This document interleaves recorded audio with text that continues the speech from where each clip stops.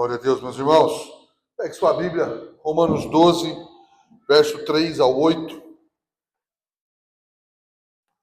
Romanos 12, do 3 ao 8.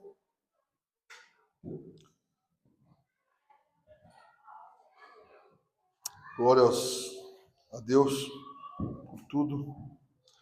Diz assim a Santa Escritura: porque pela graça que me foi dada, digo a cada um entre vós, que não pensei de si mesmo além do que convém.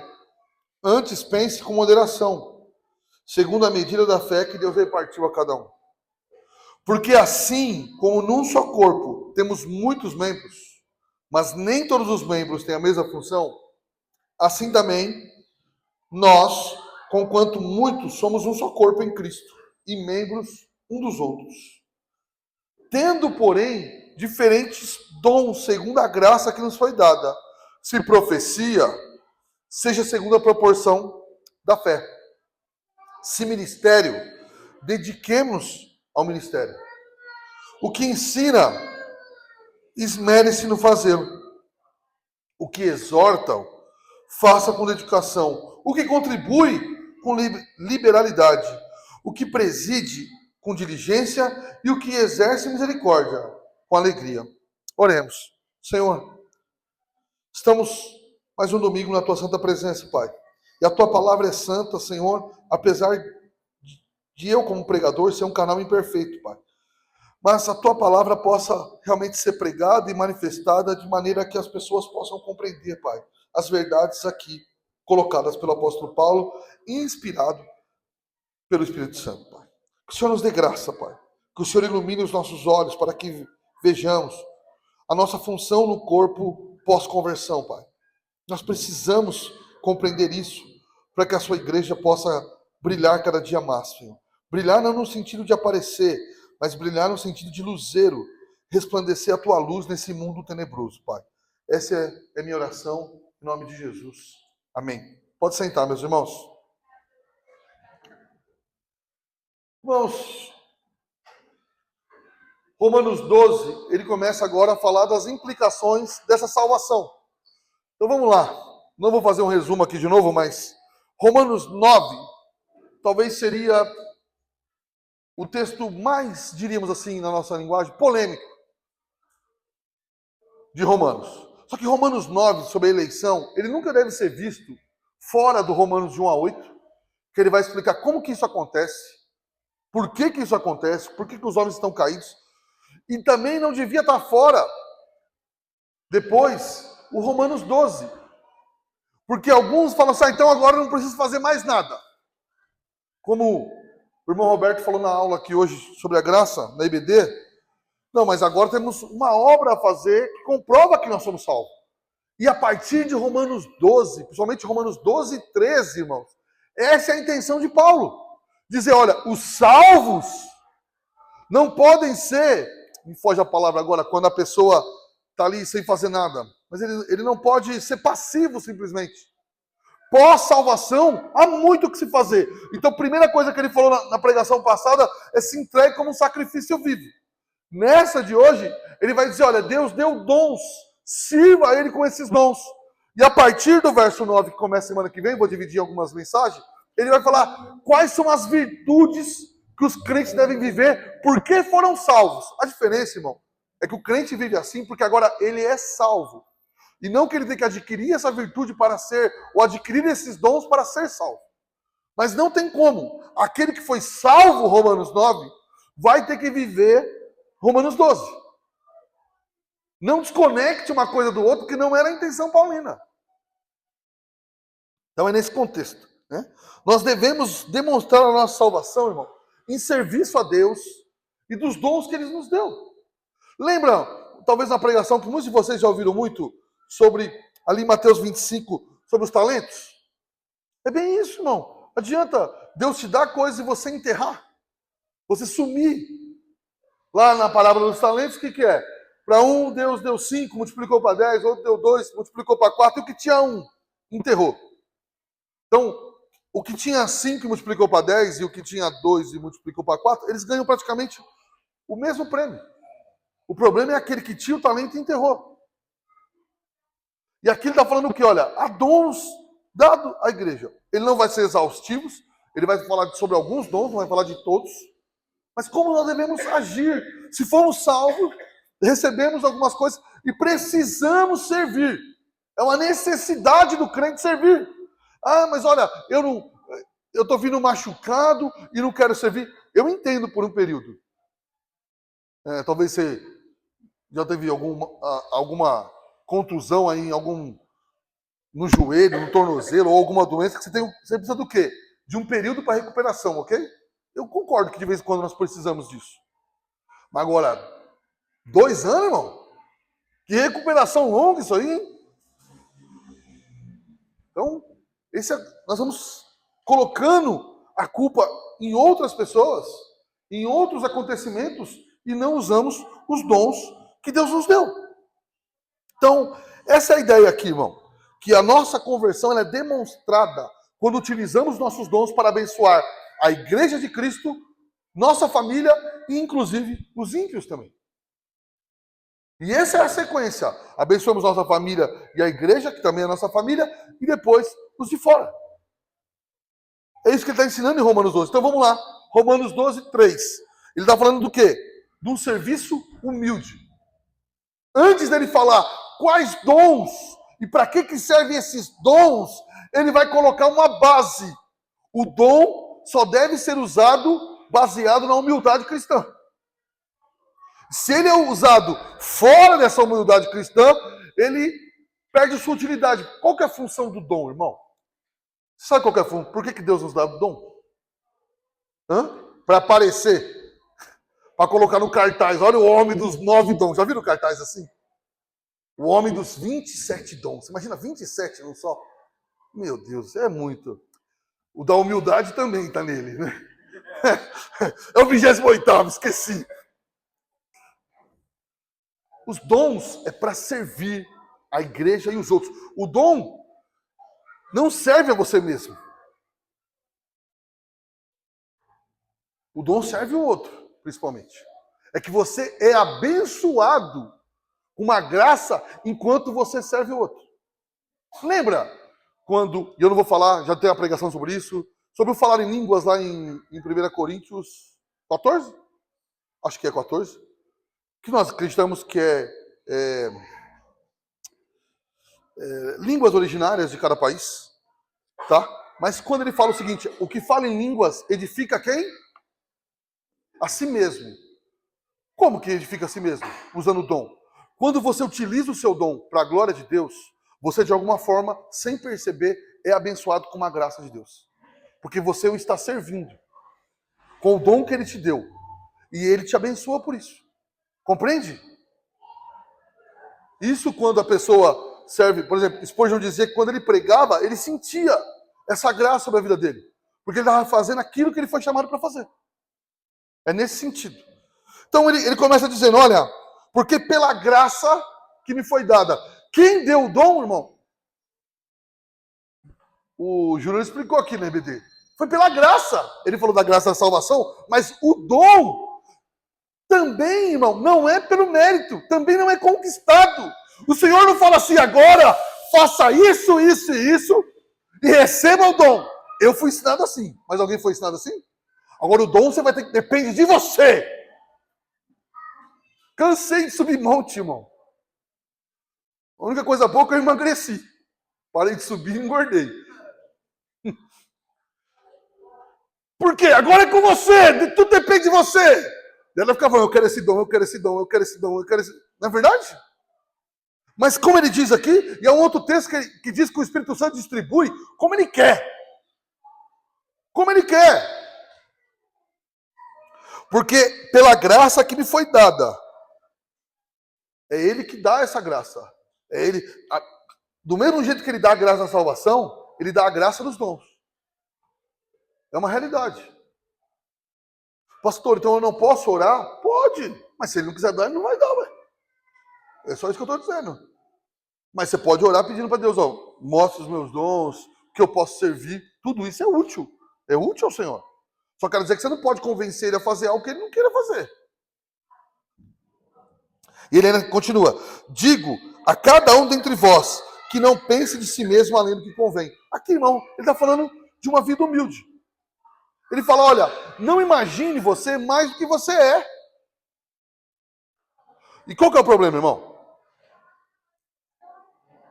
Nós estamos num contexto de marketing multinível geral. Todo mundo está se vendendo. Não é verdade? Eu tive uma reunião um dia com um pessoal que queria que eu falasse sobre família. Mas a reunião não durou muito, porque falou: aí você vai ter que falar isso. Eu falei: não, mas eu não faço isso aí. Não, mas você fala que faz. Não dá para mentir no negócio. Por quê? Nós estamos sempre vendendo a nossa imagem o tempo todo.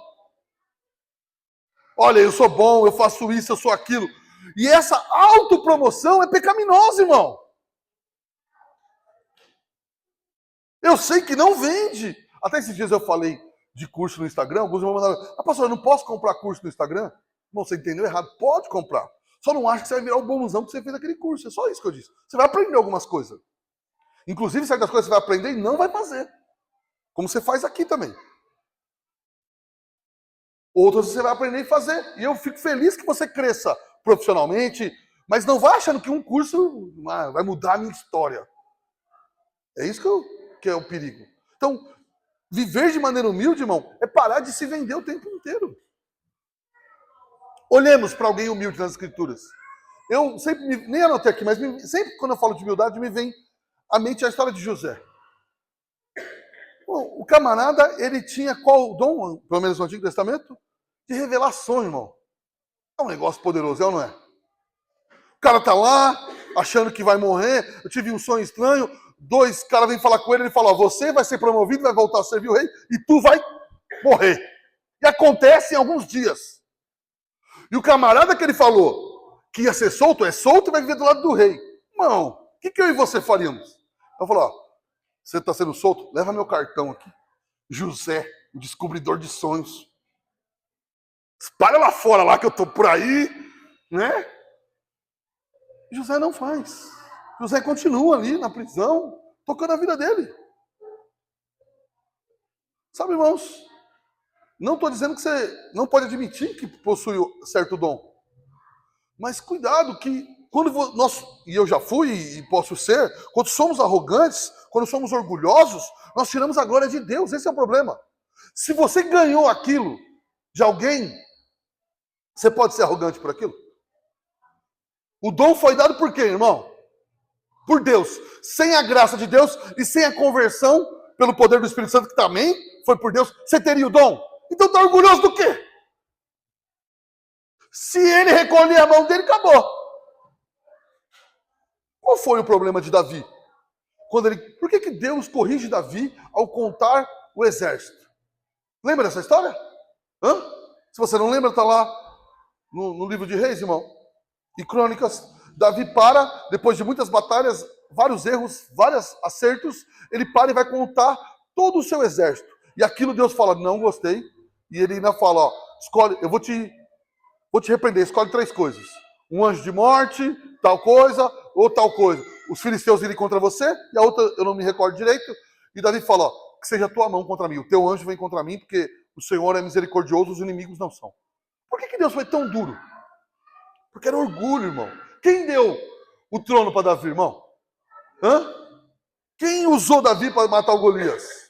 Quem deu graça para Davi para ser um excelente rei? Quem deu o exército para Davi? Agora o bonzão quer contar e avisar que ele é demais. E aí Deus está dizendo o que para ele? Você está confiando no exército? Sua confiança não está no Senhor que lhe deu esse exército? Então eu vou acertar esse negócio aqui. Você compreende, irmão? Quando nós somos arrogantes, e somos muitas vezes, nós estamos pecando absurdamente, porque tudo que temos foi o Senhor que deu. Tanto que numa outra passagem, Davi é muito humilde, que ele fala: o que eu vou dar ao Senhor que ele não me deu primeiro? Então, o mesmo homem que às vezes era humilde, às vezes era arrogante. Isso acontece com todos nós. E nós temos que cuidar. Ele está dizendo: olha, não tem uma dimensão maior do que você tem. Ele fala: olha, não pense de si mesmo mais do que convém. Antes, pense com, diz o texto, moderação. No original podia ser traduzido como com modéstia. Olhe bem, pense bem. Não há tantas coisas tolas, das quais cada um de nós se orgulha. Dons que não são nossos, beleza, né? O que mais? Inteligência. Cada coisa, irmão. Dinheiro. É uma máquina hoje em dia isso. Alguém fala alguma coisa, você fala assim, acho que está errado. Ah, mas ele é bem sucedido. Bem sucedido no Brasil é grana. Grana. Eu lembro que quando eu trabalhava, muitos anos atrás, nossa, vai fazer quase 20 anos, trabalhava na BV Financeira e levaram, na época nem tinha esse termo coach, mas levaram para a gente assistir uma palestra de um motivador. A palestra lá em si foi bacaninha. Mas no meio da palestra ele falou um monte de baboseira, assim, tipo, que ele era muito bem sucedido. E aí ele falou que estava indo para o quarto casamento e tal. Quando ele terminou a palestra, ele mandou dividir em grupo. Era muita gente, então cada um por filial. E eu lembro que, não sei qual foi a pergunta certa, mas a pergunta era basicamente sobre sucesso. E o primeiro a responder fui eu, e eu muito jovem, eu falava às vezes mais do que devia. E falei, ele falou, você concorda com ele essa questão do sucesso? Eu falei, não, depende do que é uma pessoa de sucesso. Depende. O que é uma pessoa de sucesso? Falei para a gerente, para você é uma coisa, para mim é outra. Ela falou, me dê um exemplo claro. Eu falei, ele mesmo, ele é rico, mas para mim não tem sucesso. Como não tem sucesso? Eu falei, qualquer pessoa que está no quarto casamento, para mim não teve sucesso. Eu falei, aí é uma questão de ponto de vista. O quarto casamento, filho. Desculpa a brincadeira. 4 sogras. O cara desse está sofrendo demais. Lógico que não é só por isso. Então, agora, irmão, primeira coisa, não pense demais sobre você, porque a medida de sucesso do mundo não é a divina.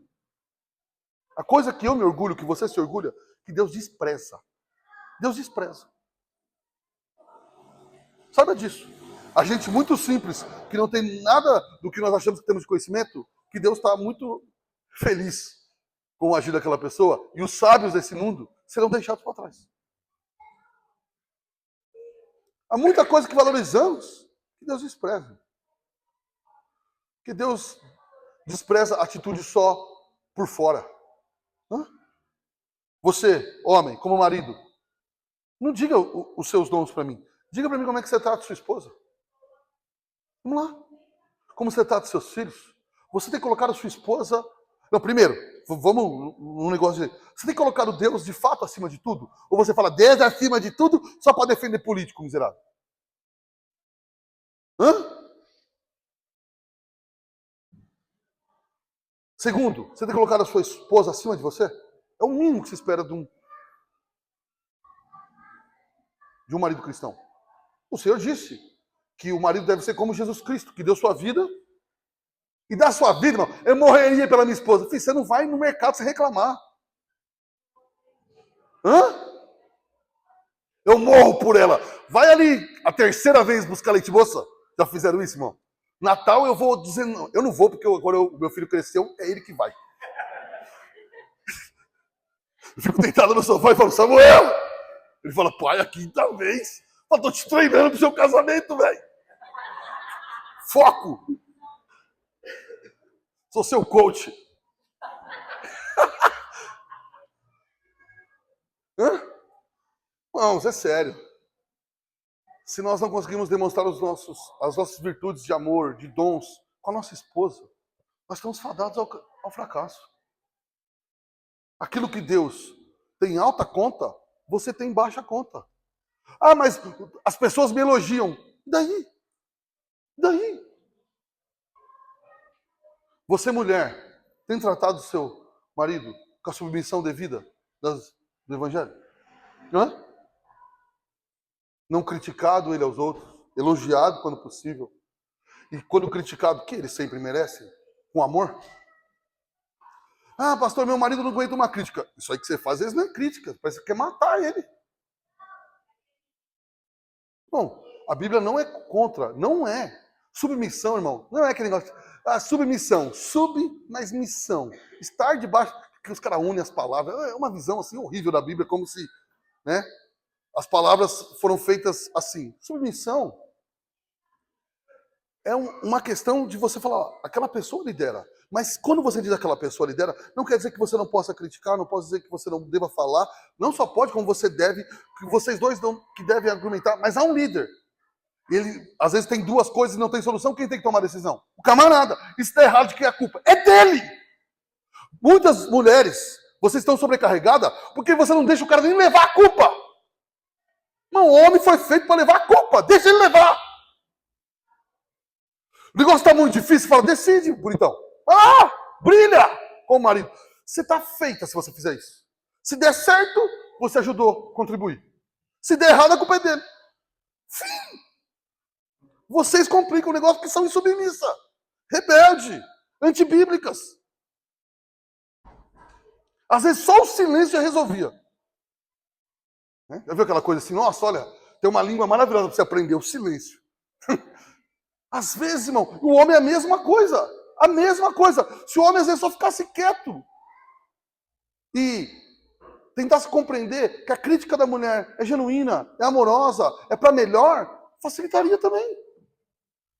Às vezes somos arrogantes, achando que temos a solução para tudo. Agora, irmão, se nós não conseguimos demonstrar essa humildade, vou voltar para a questão da humildade, no lar, como que vamos demonstrar fome, irmão? A mulher nem começa a falar, o cara já manda ficar quieta. Pelo amor de Deus. Eu vim, meu pai nunca foi assim, só para ficar claro, mas eu vim de igreja ali nos anos 80, anos 90, que dá para usar em certos termos extremamente machista, sabe?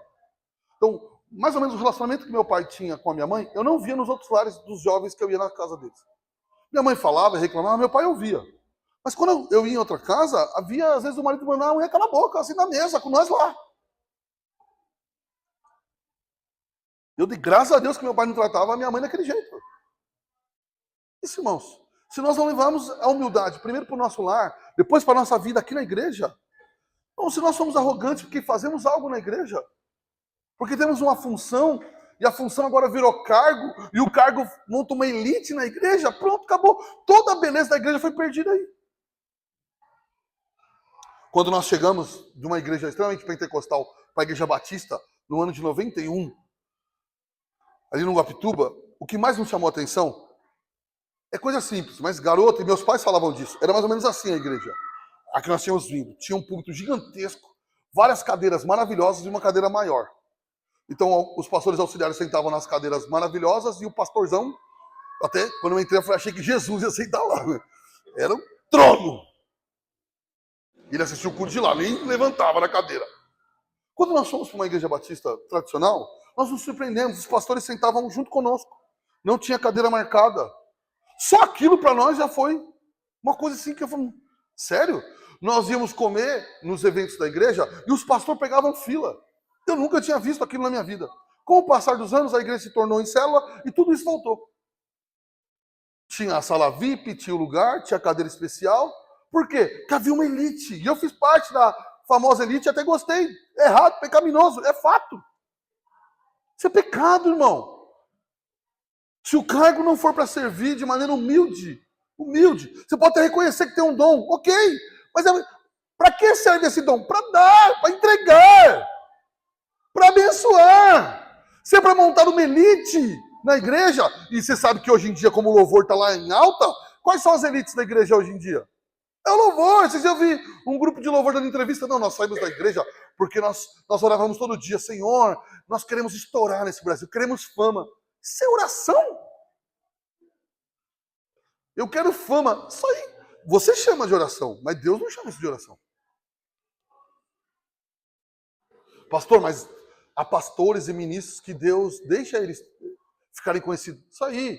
Quando feito do jeito certo, é Deus quem faz. Deus sabe quem ele vai colocar lá e deixa ele fazer. Há pastores, muitos bons, que ficaram famosos na internet, e glória a Deus que ficaram. E quem permitiu que eles ficaram? O Deus. Enfim, eles não procuraram, a maioria deles, isso. Deus o fez. E louvado seja o Senhor por isso. Deus quis assim. Você quer ver, irmão? O John Piper era lá de uma cidade pequena, lá nos Cafundó, nos Estados Unidos. Nós nunca tínhamos ouvido falar. De repente, o negócio explodiu aqui no Brasil. Deus quem faz. É Ele quem dá. Nós temos que manter de maneira humilde. E pensando de nós com moderação, com calma. E ainda ele vai dizer, olha, segundo a medida de fé, Deus deu uma graça maior para o dom, não para a salvação. Entenda bem, para a salvação é idêntica. Mas para usar o dom, Deus deu uma graça para um que não deu para outro. Mais para um, não quer dizer que aquele é melhor que o outro. É igual do talento lá, lembra? Para um deu 5, para outro deu 2. Ele ama do mesmo jeito. Mas ele escolheu, porque ele é Deus, dá mais fé e mais graça em determinada coisa para um do que para outro. Então, por exemplo, a mesma pessoa tem o dom da pregação, ou do louvor, ou da hospitalidade, que for. Mas um tem mais do que o outro. Por que Deus fez assim? Não sei, ele quis. E reconhecer que pessoas possuem dons além de você é uma questão de humildade, irmão. E você tem que viver na medida de fé que Deus te deu. Na medida de graça que Deus te deu. Que Ele repartiu para cada um, diz o texto. Ele deu, Ele repartiu a cada um. A partir daí, ele vai falar do verso 4 e 5, de um serviço sincero.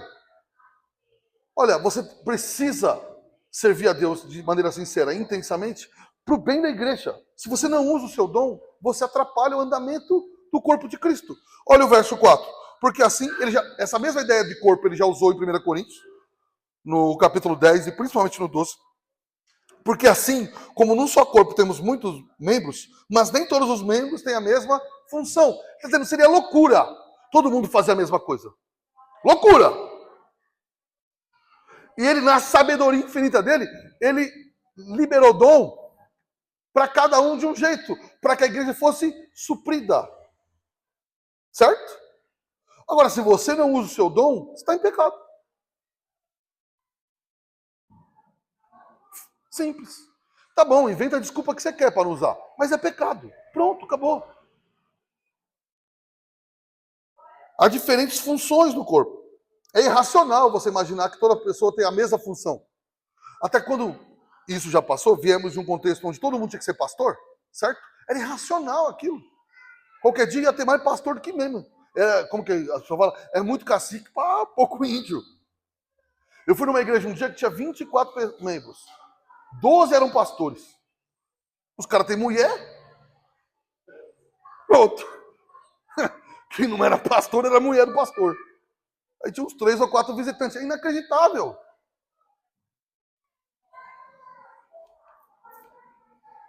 A maturidade de uma igreja, ou o declínio de uma igreja, está em usar humildemente seus dons e, segundo, usá-los de fato. Usá-los. Seus talentos. Nós somos unidos a Cristo. Irmão. E a nossa união a Cristo nos deu talentos e dons. E agora nós temos que fazer isso para honrar a Ele. Isso é parte da nossa salvação. Você não faz isso para ser salvo, mas se você foi salvo, Deus te deu algo que você devia estar usando para a glória dele. Abençoando primeiro a igreja do Senhor, sua família e também até os ímpios. E às vezes não faz. E aí as pessoas pegam passagens que falam de dons para usar agora para o campo profissional. Já reparou? Você tem liderança, lidere lá. Bom, primeiro ele está falando da igreja. Que ele escreveu para a igreja, ele não escreveu para marketing multinível. Obviamente que o crente, que nós vamos chegar lá, que lidera bem, ele ajuda na igreja e ele vai liderar de maneira piedosa lá fora e vai mostrar para as pessoas que um líder cristão é muito melhor do que qualquer outro tipo de líder. Ok, concordo. Mas a intenção não era falar de liderança fora. Então, irmãos, nós temos que abrir os olhos para isso. Será que você tem desenvolvido os dons? Você tem sido grato aos dons? Honrado os dons que você venceu? Tem usado eles? Será que eu e você temos usado eles de maneira humilde? Hã? Será que temos usado? Às vezes alguns não usam até por arrogância. Não, eu não vou. Eu sou muito bom no que eu faço, então não vou usar aqui porque não tem ninguém do meu nível. Horrível. Não, eu não vou tocar aí porque não tem ninguém do meu nível para que eu toque, então eu não vou tocar. Então você pega algo bom e usa para o mal. Quando nós cedemos essa tentação, irmão, do orgulho, e cedemos a tentação da comparação com o outro, de nos acharmos melhor, isso vai drenando a unidade e o amor da igreja. Que aí alguém vai ser considerado melhor do que todos os outros e isso gerará um problema. Reconhecer, irmão, essa diversidade do verso 4 é uma necessidade. Reconhecer que pessoas têm dons que você não tem é de Deus, irmão. Eu, quando me tornei pastor, não fiz isso tão bem, mas aos poucos fui tentando melhorar. De reconhecer que tem coisas que eu não sei fazer. Simples assim. E eu até posso focar um pouco mais naquilo que eu sei fazer. Então, por exemplo, uma coisa simples. Eu vim de igreja normalmente que o pastor se mete demais no louvor. Aqui um pouco menos, mas os irmãos sentem um pouco. Marília, os irmãos reclamavam mais. Eu não me metia. E toda reunião alguém falava assim, pastor, o senhor devia vir mais aqui no louvor. Eu falei, irmão, eu vou vir, vou atrapalhar tanto, que se não pedir para mim não vir. Bom, eu não sei absolutamente nada sobre música. Como diz meus filhos, eu bato palma desafinado. Bom, quando eu percebo que o louvor errou, é porque o negócio está assim. Você entendeu? Um tá tocando, que nem o Chaves, um tá tocando uma música, o outro outra. Esses dias meus filhos falaram, nossa, o louvor errou, não sei o que. Eu falei, errou? Ah, o Márcio até riu, e não sei o que, não sei o que. Eu falei, não percebi? Não levo. Não sou um bom administrador. Cheguei aqui, a primeira coisa que eu fiz em reunião foi o quê? Ó, bom, eu venho, eu começo a igreja aqui, mas é o seguinte, você escolhe 3 pessoas para administrar o dinheiro, administrar as coisas. Não quero saber disso aí. Eu visito, eu prego, eu cuido, mas não administro. Fim. Se quiser, é desse jeito. Eu sei o que eu não sei fazer. Já é um bom começo. A coisa que nós não sabemos fazer, irmão. E se você se mete a fazer, o que você faz? Você inibe aquele que sabe, ok? Você se torna arrogante, porque você vai fingir que sabe. E normalmente, quem sabe fazer uma coisa, se você sabe administrar, por exemplo, você percebe que o outro está fingindo que sabe. Porque ele está falando uns negócios que não faz, que não tem nexo. Isso em qualquer outra área. Há coisas que você sabe fazer, irmão, que eu não sei fazer. Não sei. Então, vamos pensar aqui na igreja. O Edson vai muito bem na questão da IBD, certo? O cara é sábio, o cara entende o negócio. Glória a Deus por isso. A igreja, irmão, eu não quero ficar aqui simplesmente falando mal dos outros, mas você vai lá, igrejas grandes, o pastor principal é ele que dá IBD, é ele que abre o culto, é ele que prega, isso faz mal para a igreja, fica parecendo que é um cara só que faz tudo. O primeiro retiro que nós fizemos aqui na igreja, eu fiquei na função que Moisés faz hoje, de fazer a inscrição. Bom, virou uma bagunça aquele negócio. Que o cara falava assim para mim, eu paguei, eu falei, confio na tua palavra, que eu não me recordo absolutamente nesse momento. Depois que ele assumiu, eu fiquei em paz e ele faz muito melhor. Isso vai desde coisas pequenas a coisas maiores, irmão. Se uma pessoa começa a achar que ela pode fazer absolutamente tudo. Agora, é fato, irmão, que algumas pessoas assumem fazer muita coisa, não é porque ela acha que ela é boa, é porque outros não fazem. E normalmente quem não faz, balança o barco do negócio. Reclama. O cara tem o dom de fazer, não faz e critica aquele que não tem, tá fazendo porque ele não faz. Bom, cuidado com muita crítica na igreja, sabia? Talvez você está criticando porque você não faz nada. Bom, há críticas que são boas, genuínas. Você fala, isso aqui foi errado, precisa melhorar. Ok, eu tenho que fazê-lo. É bom fazê-lo. Mas cuidado, irmão. Cuidado que às vezes era para você estar fazendo. Como ninguém está fazendo isso? É porque era a sua função. Como você não está fazendo, quem não sabe fazer foi tentar fazer. Você não quer fazer, ué. Pense bem. Não é que não faça crítica, irmão. Faça crítica. Mas pense que, pelo menos, como que eu posso? Se veja de acordo com a sua crítica. Será que você tem feito aqueles dons e aqueles talentos que Deus te deu? Você tem usado eles de alguma forma para abençoar a igreja do Senhor? Eu estou falando, obviamente, principalmente para aqueles que são membros e até que está um pouco mais tempo. Mas você daqui 6 meses, um ano, já era para estar sendo útil já, viu? Os mais tempo, ainda mais. Então, irmão, é graça de Deus ele dar dons. É erro do homem ficar orgulhoso com eles. E é erro do homem não utilizar. Isso mostra o homem caído. Eu não quero fazer parte. Ah, porque há muito problema, eu não quero fazer parte. Mas é porque há problema que você devia fazer parte. Até para ajudar a solucionar os problemas. Reconhecer, irmão, eu repito, que outra pessoa tem um dom que você não tem, ou numa medida que você não tem, isso é de Deus e isso é espiritual. Por isso, irmãos, posso fazer crítica, mas aprenda, irmão, a elogiar também. Só que elogio só vale se é sincero, tá? Se você está fazendo por média, é pecado. Se você não acha aquilo que está falando, não faça. Ah, não, é para o irmão se sentir bem.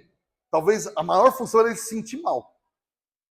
Vou dar um exemplo muito simples. Lá em Marília tinha um irmão que ele insistia, que queria pregar. E eu, na época, muito novo, criava vários empecilhos para ele pregar, mas não falava, não dá, irmão, não dá, não dá. E aí nós colocávamos ele para fazer oferta de vez em quando. Irmão, cada vez que ele fazia oferta era 10 minutos, que pareciam 8 horas. Era uma coisa assim. E nós, erradamente, não tínhamos coragem de falar, irmão, o irmão é uma bênção, ele era uma bênção. Mas aqui não vai. Deus não te deu. Então eu ficava envergonhado de fazer isso. Aí um dia esse irmão fez uma loucura. Ele perguntou para outros irmãos, você não acha, mas para gente mais simples, senhorinha na igreja, que eu devia pregar? A senhorinha falou, Deus me livre. 10 minutos, você é uma luta. Não sei nem porque o pastor te coloca lá. A mulher fez o que eu devia ter feito há 5 anos atrás. Ela falou, irmão, eu amo demais você, o irmão é uma bênção, mas é duro de ouvir o irmão falar. Não entendo nada do que você fala. Quase que nós ordenamos a mulher pastora. Tô brincando, mas tipo assim, ela tava fazendo a função que era minha. Corrigia o camarada e falava, não dá, irmão, você é bom. E ele era um bom homem em muita coisa. E por isso eu ficava constrangido de dizer que ele não servia para aquilo. Lógico que tinha questão de orgulho dele. Ele achava mesmo que ele ia bem. Mas o que aconteceu? Algumas pessoas viam ruim e falavam assim, não, o irmão tá indo muito bem. Aí um dia eu falei, irmão, por que você elogia? Não, é para ajudar ele, não desistir, mas não quer que ele desiste.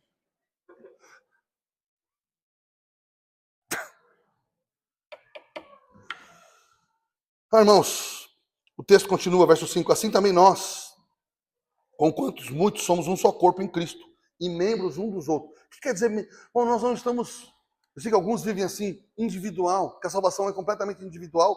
Nós somos membros um dos outros. Quando não fazemos a nossa função, nós atrapalhamos a vida alheia.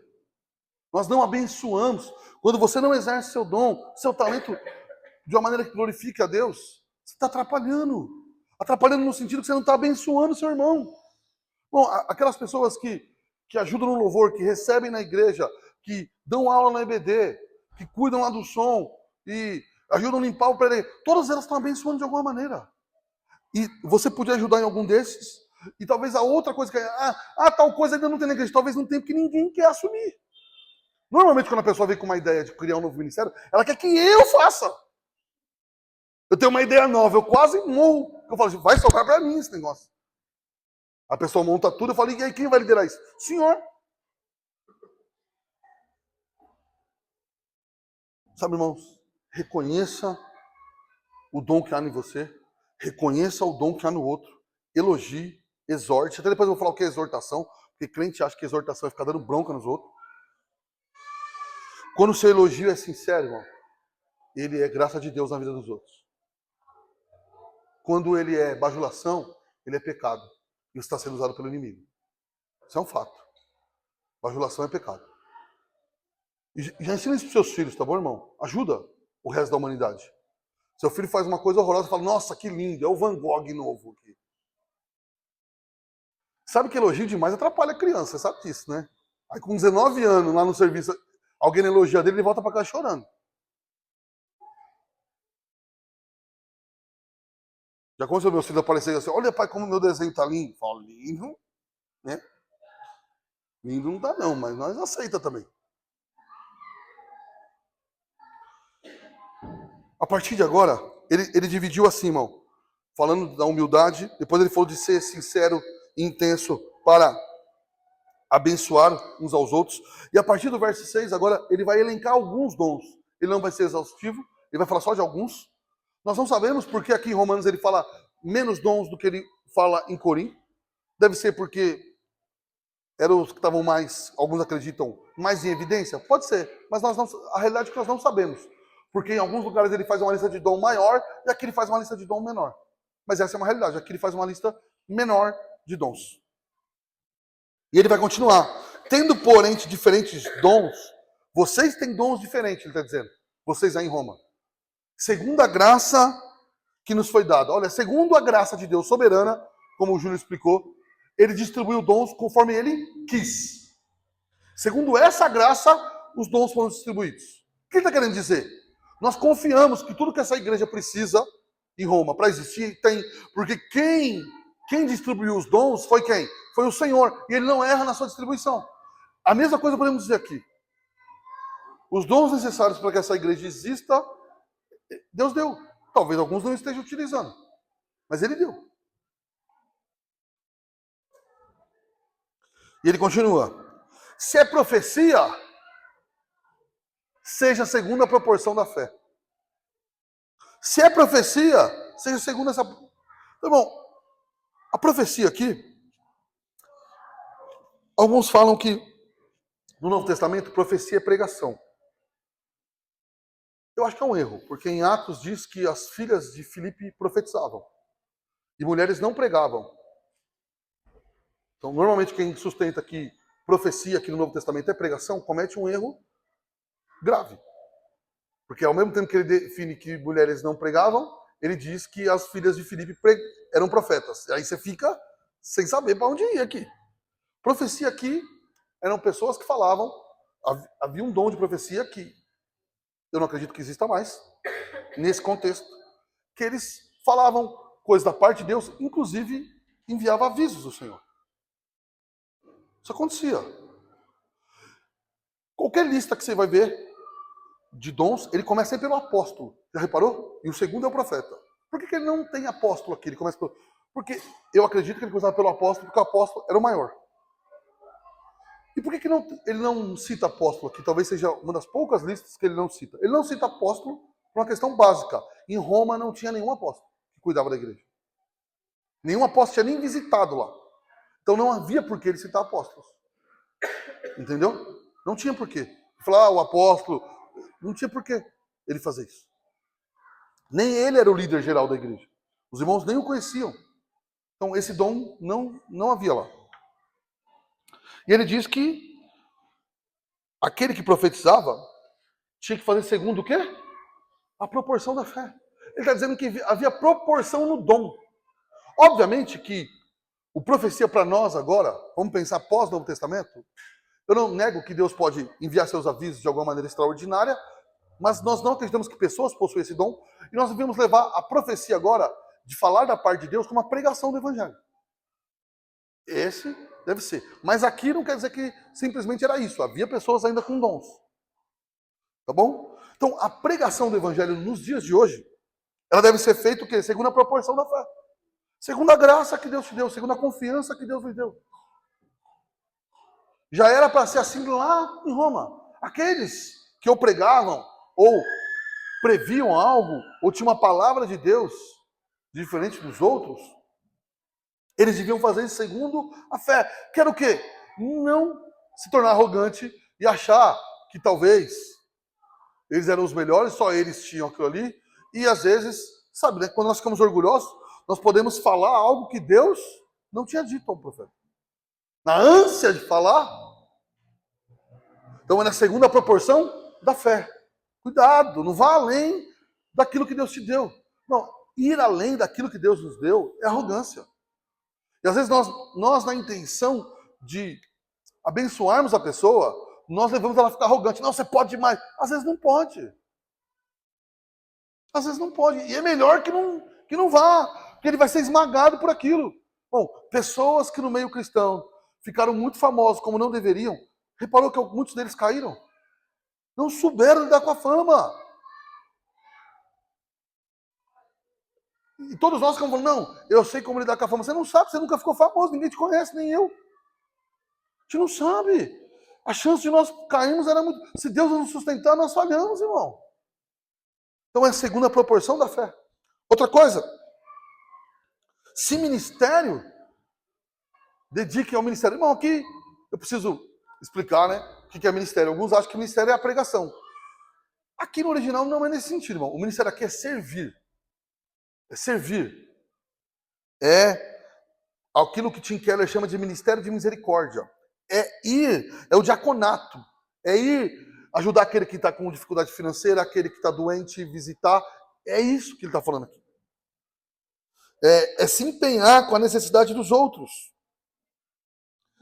É isso que ele está falando. Olha, os que fazem ministério, dedique-se ao ministério. Faça isso com zelo. Não faça isso por desencargo de consciência. Não faça isso para bater meta. Não faça isso para ser salvo.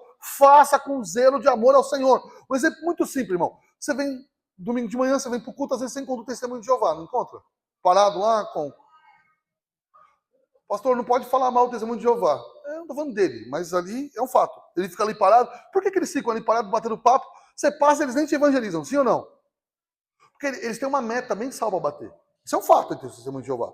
E quem bate a meta sai na lista dos salvos do mês. Isso é verdade. Você pode ir lá... Então ele fica ali.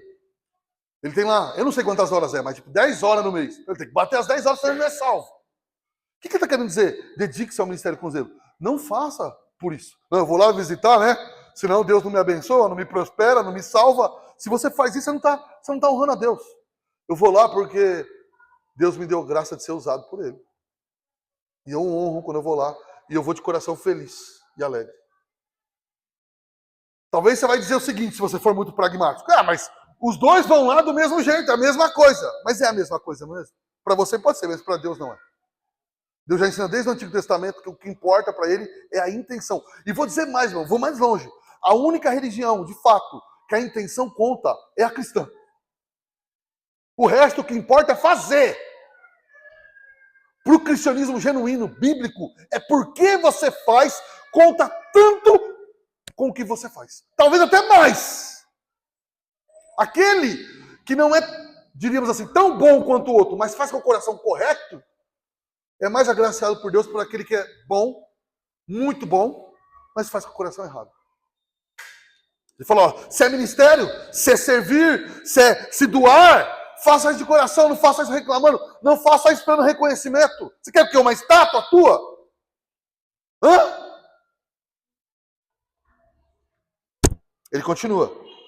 O que ensina os irmãos que dão aula no EBD, faço como? O que ele fala aqui? Se esmere-se. O que quer dizer essa palavra aqui? Dê tudo de você para o ensino. Aquele que prega também deve ser assim. Tudo. O Edson está usando um livro do Heber Campos, certo? O irmão não deve fazer o copia e cola. Isso é pecado. Deve estudar, deve colocar suas impressões. Deve entender bem, articular para poder vir dar aula. Não posso, irmão, simplesmente pegar comentários bíblicos e copiar e montar meu sermão dos comentários dos outros. Isso é pecado. Onde está o se esmerar? Onde está o compreender aquele texto? Onde está entender que aquele texto, aquela aula, ela tem que ser compreendida e amada por mim antes de entregá-la?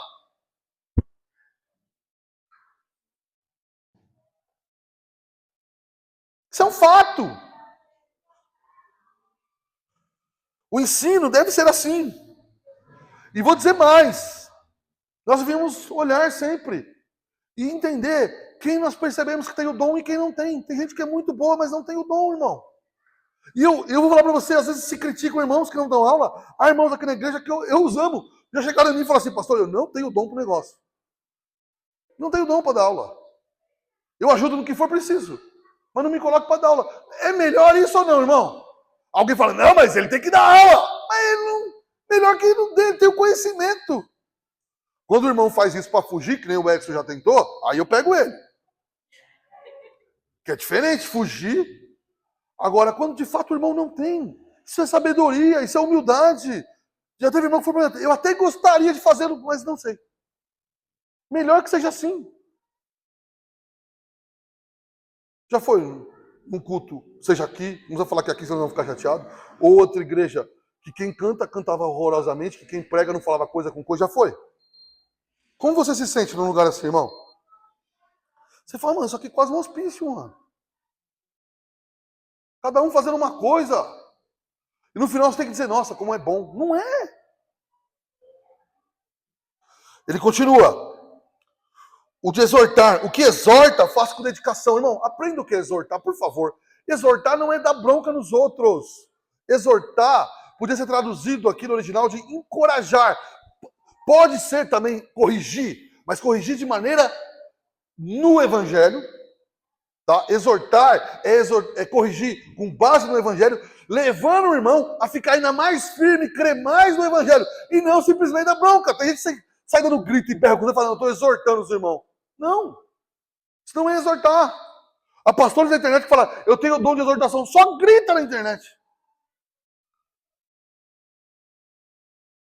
Mais atrapalha do que ajuda. Exortar, irmão, é conseguir encorajar o irmão que está triste. É encorajar o irmão que pecou, corrigindo ele e levando ele ao evangelho de novo. Isso é exortar. É ver alguém orgulhoso em algo, poder falar que o irmão está errado, mas conseguir levar ele ao evangelho, não simplesmente dar uma cacetada nele, entendeu? Ele continua. O que contribui com liberalidade. O que ele está falando que contribui? É o que oferta. Não o que contribui só com a igreja, ele está falando de algo a mais. Contribuir é função de todos. Há pessoas que têm um dom de generosidade. O liberalidade aqui podia ser traduzido com generosidade e até, irmão, podia ser Douglas Moo, que é um grande, que entende demais do grego hoje em dia, ele diz que a ideia original dessa palavra é que você contribua de maneira generosa e simples. O que é generosa e simples? Você contribua de um jeito que você não precisa fazer com a Ananias e Safira, avisar para todo mundo que está contribuindo. Bom, abençoados são aqueles irmãos, e isso tem ocorrido nessa igreja. Sabe, irmão, às vezes as pessoas falam assim, a igreja não ajuda os pobres. Você não sabe. É que você está acostumado com a igreja que ajuda e faz um post com o pobre. Né? A foto do cara recebendo alguma coisa. Fala, esse é o pobre que ele está ajudando. Eu já fui ajudado nessa igreja. Talvez vários de vocês já foram ajudados. Já fui ajudado por muitos irmãos. E os irmãos, para não me constranger ou não constranger o outro, não falaram nada para ninguém. Isso tem acontecido muito aqui. É que você não fique sabendo. Porque vários irmãos aqui, para abençoar outro, e aconteceu esses tempos de novo, com o Marcos, com a Carol, vários irmãos me procuraram e falaram, pastor, ó, você pode ir lá levar, transferir uma oferta lá, mas ó, não fala que fui eu, não quero o irmão constrangido. Isso é uma bênção, irmão. Ele está dizendo que esse é o dom. Contribuir de maneira generosa e simples, não para aparecer. Não, agora, hoje em dia, alguém dá uma oferta, você tem que levar o cara lá na frente, né? Tá aqui o irmão da maior oferta, batam palmas para ele. Isso é errado. O dom de generosidade é de maneira simples. Só não quer nem ser conhecida. E eu vou falar para você, não sei você, eu já fui abençoado demais por gente assim. Creio que você também. Em momentos difíceis, a gente te abençoou e nunca falou nada para ninguém. Porque aquele que fala, avisa todo mundo, é que ele acha que você ficou em dívida com ele. E aí, quando ele quiser algum favor seu, ele vai te lembrar que um dia ele te ajudou. Abençoado é a igreja que tem gente com esse dom, que abençoa irmãos na fé, abençoa a igreja sem que ninguém saiba. Por fim, ele ainda fala, aquele que preside com diligência, aquele que lidera na igreja, faça com diligência. E a diligência aqui é no sentido de cuidado com o rebanho que não é seu, é de Jesus Cristo. Pedro vai dizer, olha, nunca vivam como dominadores do povo que não é seu. Diligência aqui não é assim, tá ligado a cada detalhe. Tem gente que acha que é isso, né? Diligência é o cara só pensar na igreja. Diligência aqui, ó. Trate muito bem um rebanho que não é seu. Quem deu o sangue por esse rebanho foi Jesus Cristo. Cuide bem, visite, mas lembre sempre, não é seu. Se não é seu, há muitas limitações. Há muita coisa que você não pode fazer. Seja diligente, dê o seu melhor, mas lembrando sempre, o seu melhor não é arrancar tudo das pessoas. O seu melhor é tratar elas muito bem, porque elas são do Senhor. Elas têm um dono. E vou dizer para você, quem trata os membros da igreja de qualquer jeito, o dono vai reclamar um dia. Se alguém trata mal o seu filho, você gosta? Sua esposa? O Senhor também não. seu marido. Na verdade, às vezes você pensa, não, eu posso tratar mal, mas ninguém. E por fim ele diz, olha, o que exerce misericórdia com alegria. Aqui o misericórdia também está muito dentro do ministério ali, muito próximo. Mas é aquela pessoa que tem um dom assim de assistir gente doente, enferma. E ele fala o quê? Quem faz isso, faça com alegria. Quer dizendo, olha, se for para fazer só para dizer que fez, pode valer para os homens, mas para o Senhor não vai. Quando você for visitar aquele que sofre, você deve ir com o coração alegre. Dizendo, estou sendo usado por Deus para aliviar outra pessoa. Lógico que há outros dons que ele não cita aqui, que existe hoje, como intercessão, hospitalidade, ele não cita, ele que cita esse. Eu encerro, irmão, lembrando que, sabe, às vezes teve um caso recente de um pastor muito conhecido que teve algumas dificuldades na vida, e depois veio à tona que ele só ia lá e pregava na igreja e ia embora. Ele não tinha... Ele dizia, olha, eu sou contratado só para pregar. Ele entrava pela porta dos fundos, pregava, ia embora. Isso aqui é um fato. Ele não queria contato com as pessoas. Então, ele tinha um dom e se achava superior aos outros. Talvez isso que levou o coração. Não importa o dom que você tem. Você tem que lembrar sempre que você é só mais um na igreja. E assim como o Senhor Jesus morreu por mim, morreu por você, e o sangue dele foi derramado por mim e por você, eu não sou melhor que você, nem você melhor do que eu. Cuidado também, irmão, para você nunca cobrar do irmão, talvez algo que ele não tenha o dom de fazer. Eu já me peguei fazendo isso. Eu já forcei pessoas a fazerem algo que elas faziam porque gostavam de mim, mas elas não tinham o dom, elas se sentiam mal fazendo aquilo.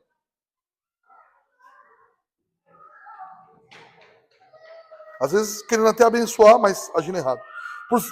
Encerrando aqui com as aplicações, irmão. Aplicando isso no seu coração, sirva mais, irmão. E reclame menos. Ah, há muitos problemas. Então, você podia ajudar. Não é verdade? Aos irmãos da recepção que você podia ajudar, aos irmãos da limpeza que você podia ajudar, aos irmãos da EBD que você podia ajudar. Há tanta coisa para você ajudar, irmão.